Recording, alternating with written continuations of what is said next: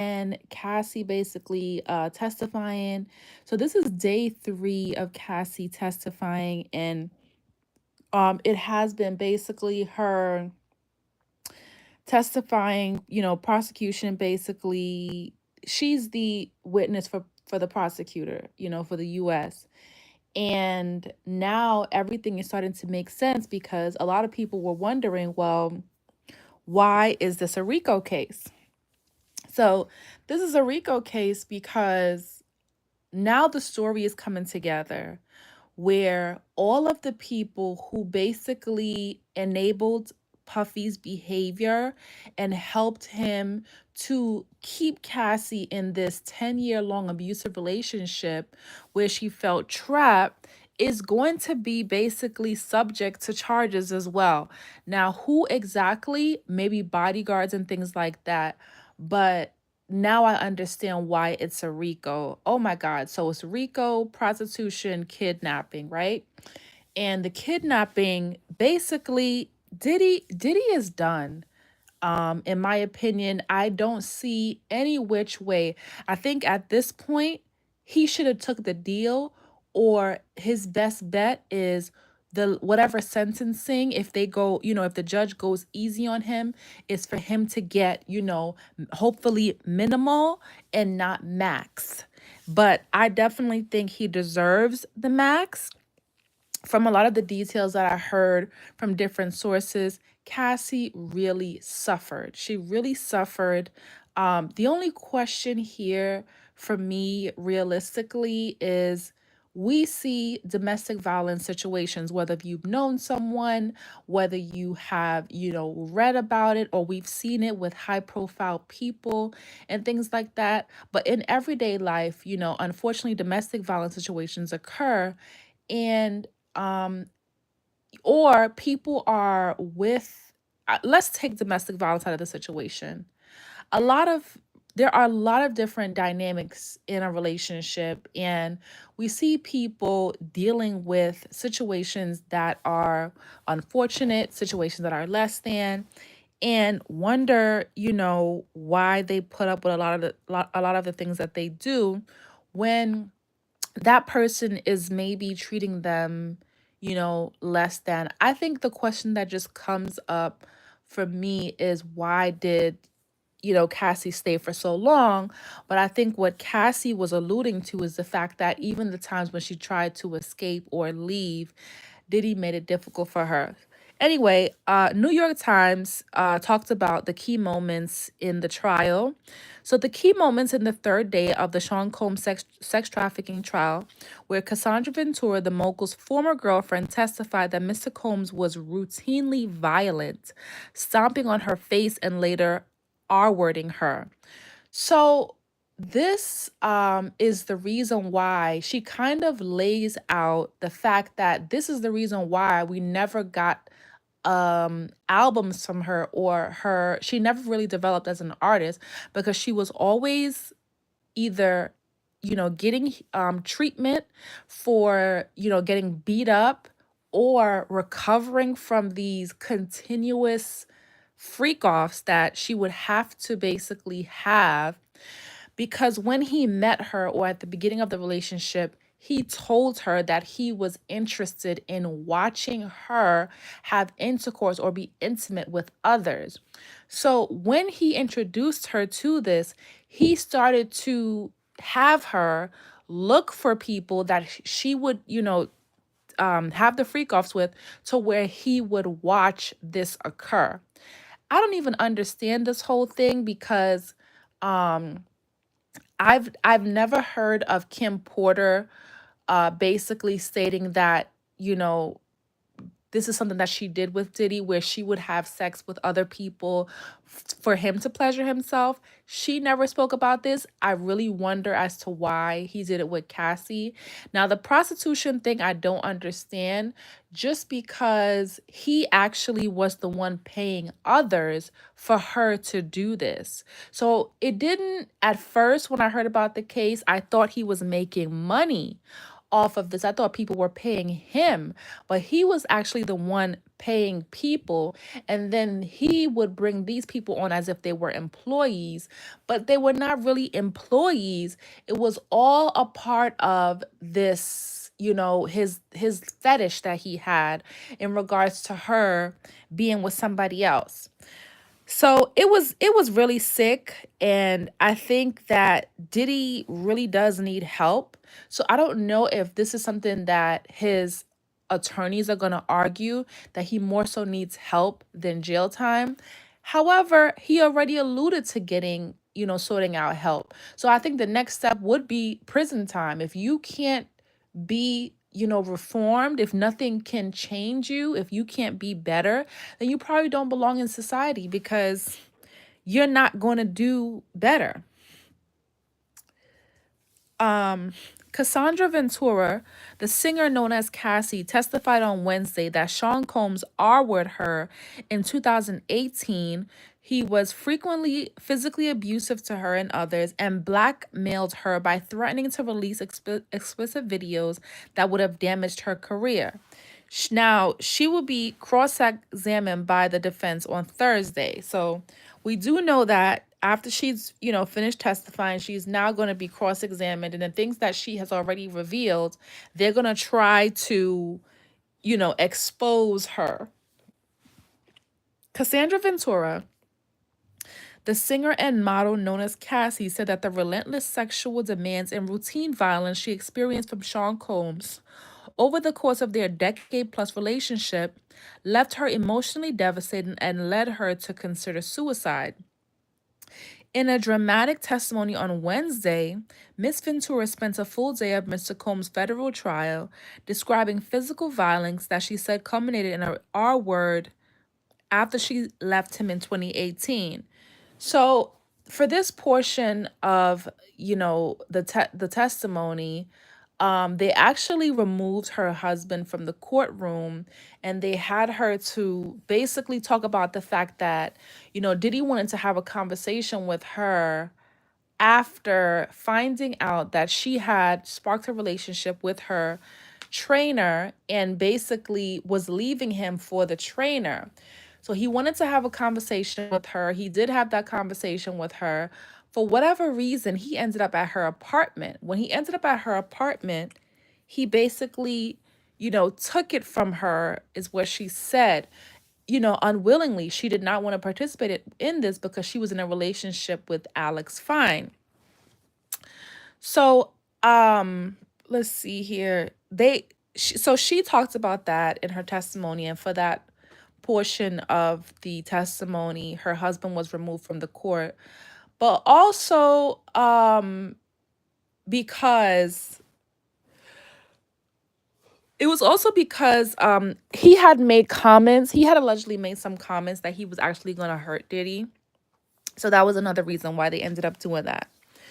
All right, so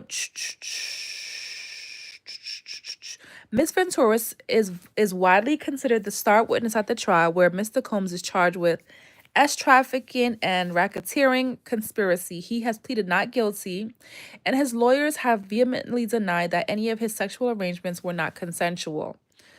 Okay, so in her final moments of direct testimony at the federal trial of Sean Combs on Wednesday, Cassandra Ventura revealed that the amount of a civil settlement that Mr. Combs and his business paid her after she filed a bombshell lawsuit in November 2023. So she revealed that the amount that she settled for was $20 million. She initially asked for $30 million. They asked her why. She said that she wanted to be paid for her time. She also talks about being suicidal and, just not feeling like she was going to be able to successfully live for her kids and her husband after still experiencing like the trauma, the thoughts, and the anxiety from what she had experienced. And that's the reason why she went after him for this large amount of money. And throughout the trial and the testimony, she always, talked about how much she loved Diddy and how much she wanted his attention, and she just wanted a normal relationship with him. She also expressed that she wanted kids with him. She wanted to get married, but she never received that from him. And, they her there seemed to be, a some like sort of like her the other side, the defense alluding to that, this is all about money and that, it's not really real. But the unfortunate part is, the prosecution had a lot of pictures, they had a lot of video and evidence, including that bombshell video that we saw from the hotel of Diddy actually being physically abusive to her. They had email communication and proof in regards to the Kid Cudi incident, where Diddy did blow up Kid Cudi's car. So there's all of this evidence piling up on Diddy. So even if this person is stating that, yeah, I wanted to be paid for my time, there's a such thing as pain and suffering, right? So somebody can sue you for pain and suffering. So I don't think that it was irrational for her to ask for money after she had suffered such abuse by his hands. So even if she said that, I don't think that that is a negative on her side. I don't think that's going to make her look bad because she really did suffer. She talks about, you know the pain and suffering that she went through because she was continuously on demand, as far as him telling her he had to have sex with all these people. She said she was bleeding from it. There were times that she was even required to do this while she was menstruating. So I don't know why Diddy thought that that was going to be a win or something that was in his favor, because she was able to, in my opinion, she proves her pain and suffering. Okay, in her final moments of direct testimony, okay, I read that already. Mr. Combs' lawyer had previously disclosed that the payment was a substantial 8-figure settlement. Ms. Ventura clarified in court that she had received $20 million. Okay, reporting from the courtroom. So there were some who were reporting from the courtroom that made posts. So Olivia Ben Simon said, when Cassandra Ventura finished her direct testimony, Sean Combs turned to his family members assembled in the spectators gallery and mouthed to them, "I'm okay." And then Joey Coscarelli made a post, and he says, Cassandra Ventura's testimony has concluded for the day, and the jurors have been sent home. Cross-examination is scheduled to begin on Thursday. Julia Jacobs writes, the prosecution pushed to begin the cross-examination today, alluding to the timing concerns with Cassandra Ventura's pregnancy, but Judge Arun Subramanian wants to start the questioning by Sean Combs' lawyers tomorrow. The defense lawyers say they expect their cross-examination to take all day tomorrow and likely to go into Friday, but that it should be complete by the end of the week. Cassandra Ventura, now this is what Julia Jacobs writes. She says, Cassandra Ventura is finished with her direct testimony. We're taking a 10-minute break. Ventura is standing and holding her stomach as the jurors file out. Joey Coscarelli says Cassandra Ventura estimates that she participates in hundreds of freak-offs during her time with Sean Combs. Since breaking up with him in 2018, she hasn't had any, she says. So basically, during the time that she was with him, she was continuously demanded to do these freak-offs, but it was not something that she wanted to participate in. It was not something that she wanted to do. It was not something that she enjoyed. And now that she is a part of another relationship, this is not something that she's doing now. Basically, it's something that Diddy introduced to her. And also, during her testimony, she revealed that she actually met Diddy when she was 17 years old. She was hanging out with him, and he was she did not look at him in a romantic way, but he did kiss her at some point. Now, I don't know if Justin Bieber is actually going to be testifying or going to be in this court case in any capacity, but that kind of speaks to, the fact that he would interact romantically or inappropriately with someone who is underage, for one. Secondly, another thing is, I lost my train of thought. Okay, never mind. So Julia Jacobs writes, Ventura testifies that she'd settle her lawsuit against Sean Combs for $20 million. Okay, we have that.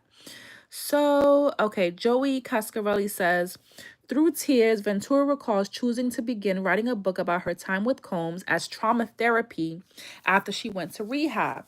Her mother helped, Ventura says. I really wanted Sean to read the information. I wanted him to understand what I had to learn to understand over that period. She provided some of the chapters she was working on to Combs, Ventura says, and then had a lawyer reach out to his representatives about potentially paying her $30 million for the rights to her story.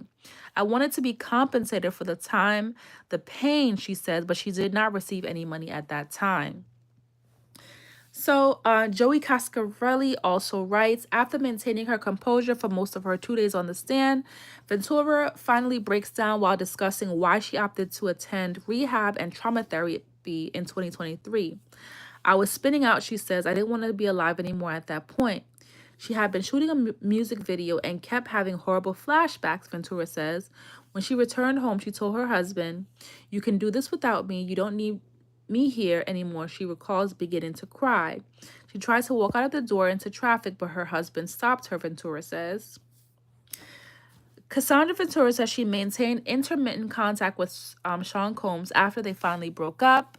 Typically, they texted only casually to check in on each other, but in March of 2019, Combs sent her a message referring cryptically to iPads full of skeletons, which she says meant the sexual videos they recorded.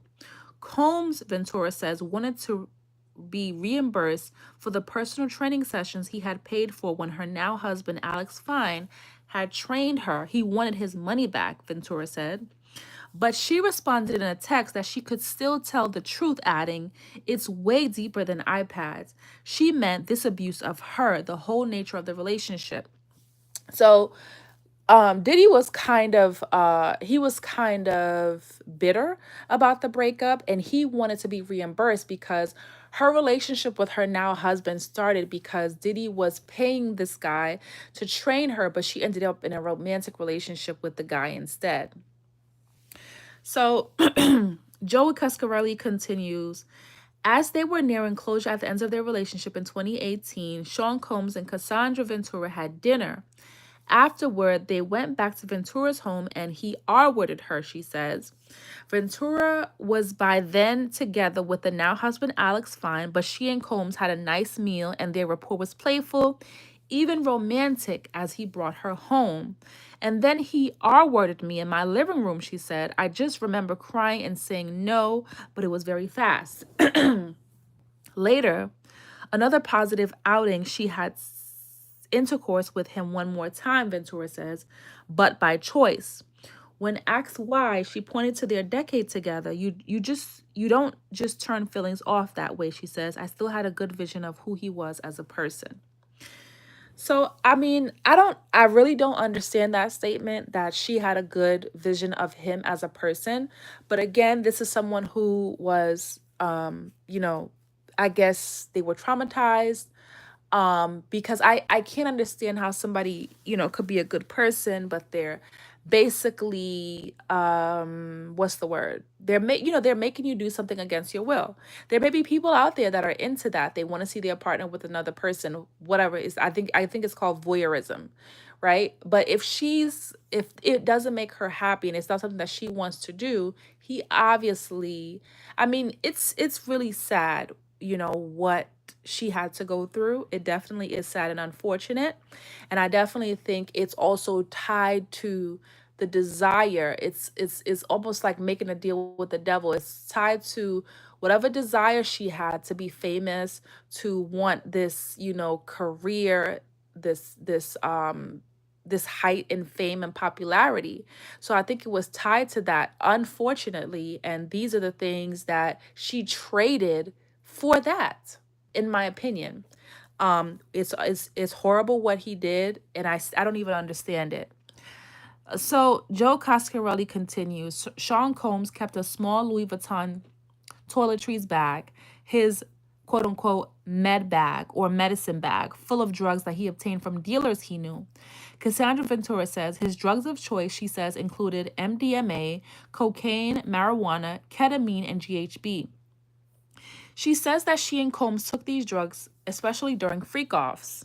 Sometimes she did drugs on her own, Ventura testifies, especially opioids like Norco and Percocet and benzodiazepines like Xanax or Valium. When she attempted to stop taking opioids at various points in their relationship, she began experiencing serious withdrawals like flu sick, Ventura says. I heavily depended on opioids. In 2022, she sought professional help. She attended rehab and no longer takes the pills, Ventura says. The prosecution seems to have preemptively and briefly raised an incident when Cassandra Ventura physically attacked another woman, which Sean Combs' defense had alluded to in pretrial hearings. Ventura says her mother saw the woman possibly taking a picture of her at a bar where she was hanging out for her brother's birthday.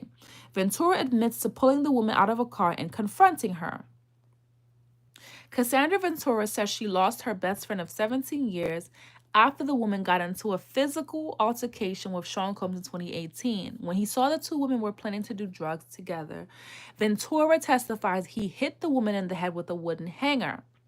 So this is another person that probably would be able to corroborate the fact that, Diddy was very violent, very angry, very aggressive. And this is the nature in which he was with Cassie as well. So Combs' physical abuse was not limited to her, Ventura testifies. She says she witnessed him assaulting employees, assistants, punching one, a man in the head, and dragging another, a woman known for the trial as Mia, or victim 4, out of bed once on a trip. Ventura also recalls a time when Combs attacked a friend of hers, dangling her over an apartment balcony and then throwing her onto patio furniture. This incident was referred to in Ventura's civil lawsuit from 2023, as well as in a subsequent lawsuit from the woman, Brianna Bongolan, known as Banna. Julia writes, after one instance of physical abuse in 2015, Ventura says Combs told her to put on more makeup because he didn't want one of his sons to see the bruises on her face while she was staying at Combs' house. Joey Cascarelli writes, the prosecution is not following a linear timeline in asking Ventura about her relationship with Combs, while the government lawyers seem to be establishing a litany of various moments when Combs demanded specific sexual scenarios or was physically abusive, sometimes linking the two. They are moving quickly back and forth across the nearly 11 years the pair were together.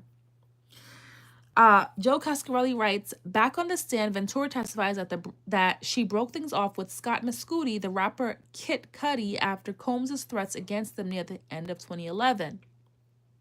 End quote. Too much danger, too much uncertainty of what could happen if we continue to see each other, she says. Combs said he would blow up Mescudi's car, Ventura says, and that Combs wanted Mescudi's friends to be present when it occurred. The next time she saw Mescudi was at the Soho house during a meeting with her and Combs, and Kid Cudi said, "What about my vehicle?" What vehicle? Combs responded, and that was the end of the meeting, Ventura says. So Olivia Ben Simon says, in the courtroom, Cassandra Ventura, her husband Alex Fine, and Sean Combs are on uneasy trio. While Ventura never seems to look at Combs, preferring to stare at the prosecutors into space or down at the table in front of her, Fine occasionally turns to look at Combs across the aisle before turning back to his wife on the stand. Combs usually sits with his hands clasped on his lap, occasionally writing notes to his lawyers. When photos of Ventura's bruises were shown on the screen, he briefly rubbed his eyes and shook his head once. The jurors have maintained their best poker faces, especially while looking at still images from the freak-offs. Earlier in the day, Cassandra was asked if she ever initiated physical fights with Sean Combs. In her testimony this afternoon, she details one incident. So, in 2009, after Combs saw her speaking with a producer at a party, he called her a crude name, she testifies. When they got into the car, she punched him in the face, Ventura says. The prosecutor questioning her, Emily A. Johnson, asks, how hard did she hit him? As hard as you can hit somebody when you're drunk like that, Ventura says. Then Combs' whole demeanor shifted, she testifies, and he began stomping on her face while she was huddled on the floor of the vehicle trying to cover it up. Joe Cascarelli continues, While describing the first time she talked to her mother about being abused by Sean Combs, Cassandra Ventura requests a quick break from the witness stand. The judge grants her 10 minutes. The testimony had turned emotional as Ventura recalled lying to her mother, saying that her bruises in December 2011 were from the first time he had attacked her. She hadn't yet told her about the freak offs. I couldn't hurt her like that, Ventura says. You can't justify it to anyone, especially not your mom. Okay, so Joe Cascarelli continues. After finding out that Cassandra Ventura and Scott Mescudi, better known as Kid Cudi, were dating, Sean Combs threatened to hurt them and released 2 explicit freak-off videos of Ventura, she testifies. Combs attacked her at his home. Ventura says, and when she returned to a hotel room where she was staying, it had been trashed with urine and feces in the bathroom and the furniture in disarray. Ventura then read an email she sent to her mother that month about the threats from Combs, whom she said told her he would be out of the country when he had someone hurt her and Miss Scooty. I really wonder what her mother was telling her throughout this whole ordeal. Of course, she's a grown woman. I mean, back, if we go back to that year, I guess what she said, 2009 or 2011, she would have been younger, I think in her early 20s. And I don't know why her mom, I mean, I guess she doesn't really have any control over her, but as a mom, I would think her mom would want her to leave. I mean, I don't understand that part. That part, I don't understand. Okay. So Ben Ciario, who is a music industry reporter, states, after a lunch break, Cassandra Ventura resumed her testimony, focusing on some examples of violence and intimidation from early in her relationship with Sean Combs. After a night out, when she heard him insult her to another person, she punched him in their car and his demeanor immediately changed. His eyes went black, she said. He beat her brutally in the car, stomping on her face with his foot, she said. She was taken to to a hotel to recover in secrecy. So this is basically the same thing that Joe Cascarelli just said. So he's continuing. Ben Ciario is continuing. Another time, she said she went with some friends to a party at Prince's house where the star was performing a once in a lifetime experience. She said she was afraid to tell Combs about it, and when he arrived, she ran out, falling in some bushes in the yard before fleeing to a hotel. Let me see. In 2011, she said Combs discovered by looking through her phone during a freak off that she had begun dating the rapper Kid Cudi. He became enraged and lunged at her with a wine bottle opener. She fled the freak off. So, I remember hearing details about this incident. So he went through her phone and he found out that she was dating Kid Cudi through some email exchange, and he was going to use that wine bottle opener towards her eyes or something like that, and she basically fled, and she was actually happy because she was basically didn't have to do the freak off because she fled. So that's what she was happy about. So Joe Cascarelli continues that Cassandra Ventura resumed her testimony after lunch, focusing on some examples of violence and intimidation from early in her relationship with Sean Combs. After a night out, when she heard him insult her to another person, okay, they're all just saying the same thing. Okay. All right. Says, okay. Ventura says multiple have witnessed him. Okay.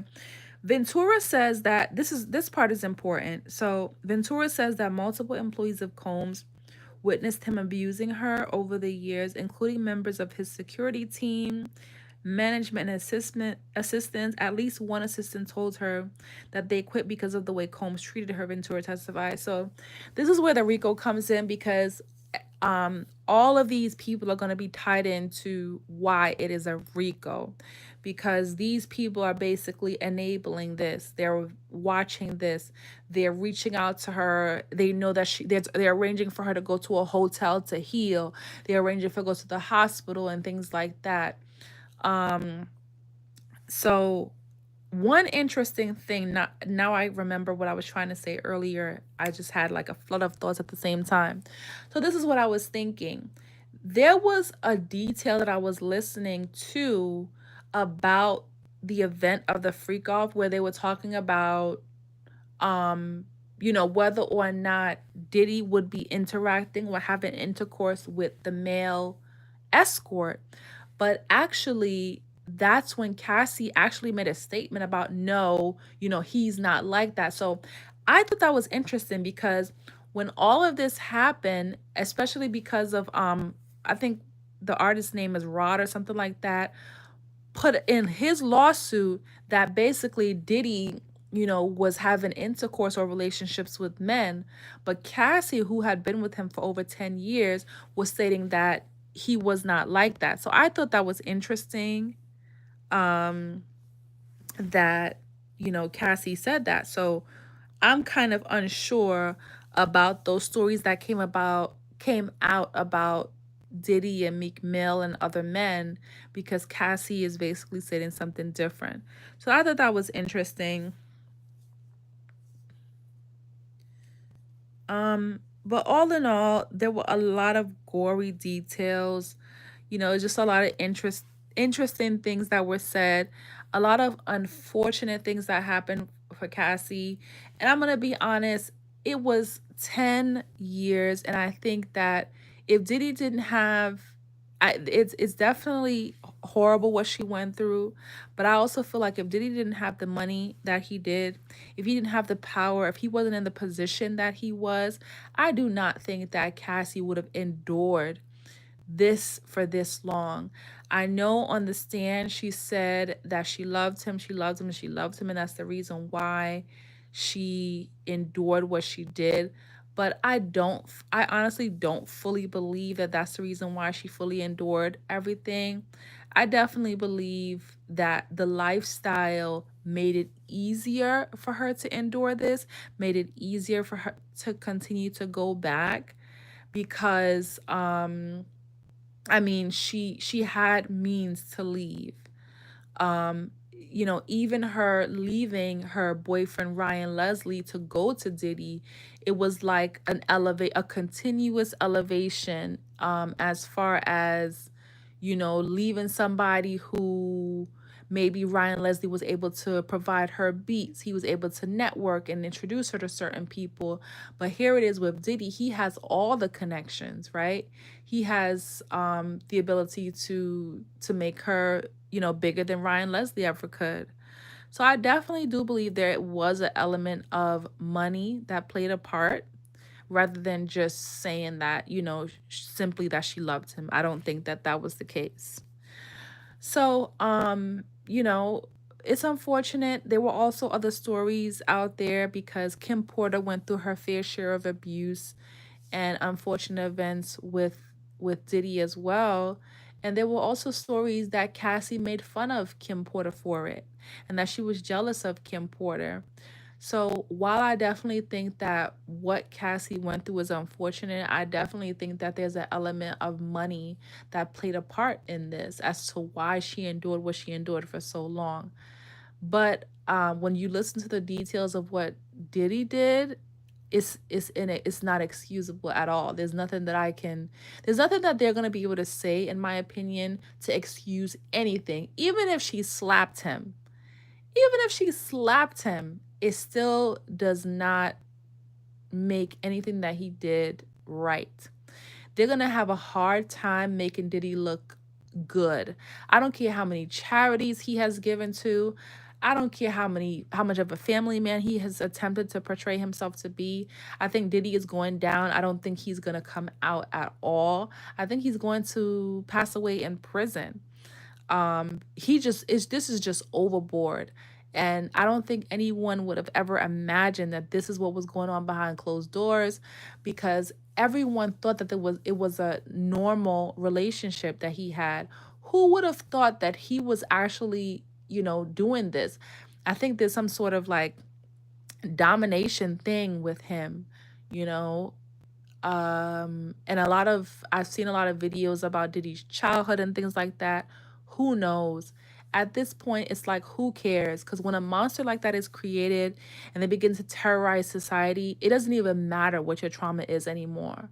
You've already done fouled up the place. You're just creating a lot of damage to people. She's definitely right about that, because Cassie talks about how much she wanted him to see what he did to her.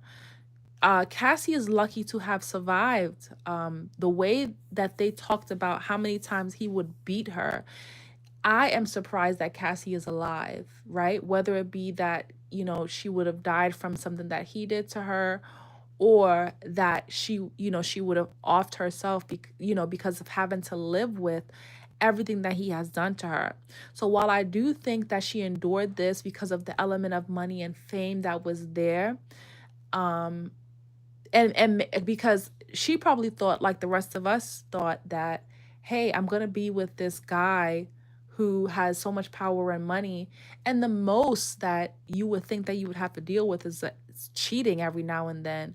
But this was way worse. I don't think anyone would have ever thought of this. And I think there were people who, there was like a story that came out, but the names were not exposed, and it alluded to this, but people thought it was fake. People thought it was not real. And I would not have thought this was real either, because if we thought that Diddy was in a relationship with Cassie, why would we think that he's going to have her, his woman that he quote unquote loves, sleeping with escorts? I mean, that's crazy, insane. So anyway, I think Diddy is going down. I don't think he's getting out. I don't think he has a fighting chance. It's very interesting, the team that he has, because one of the attorneys that's on his case was actually a victim of assault, SA, by a rapper. And I can't believe that she's defending him. I can't believe that she's actually on his team with herself being a victim. But I guess they're going to continue to portray, that, Cassie was just out for money. And even if you provoke somebody, even if you say something to somebody, if their reaction is ever to drag you and knock you out and do all of what Diddy did, what we saw on the tape, you still don't get a pass. There's nothing that they're going to be able to say, in my opinion, to make him look good. They're not going to be able to show family pictures, nothing. It's all going to just look like an act. Because before the hotel incident video came out, Diddy denied everything up until it came out. Then it was irrefutable. So, yeah, Diddy is done. Now we see why Jay-Z is not on this case. Jay-Z does not have any dealings with this case, because this is more so about the relationship between him and Cassie. Jay-Z would not play a part in this, because he would not be, around for his relationship, what's going on between him and Cassie. And there was a lot of alluding to thinking, oh my God, there's a lot of high profile people. But these are not high profile people that are on these tapes. I think on the tapes are these random escorts, not high profile people, at least from what I'm understanding from Cassie's testimony. So we will see. We still have 2 days left, and Cassie's going to be cross-examined tomorrow. I think Cassie has put the nail in the coffin for Diddy. I don't think he's going anywhere but back to that cell. So what do you guys think? Definitely want to know what you think. Comment down below.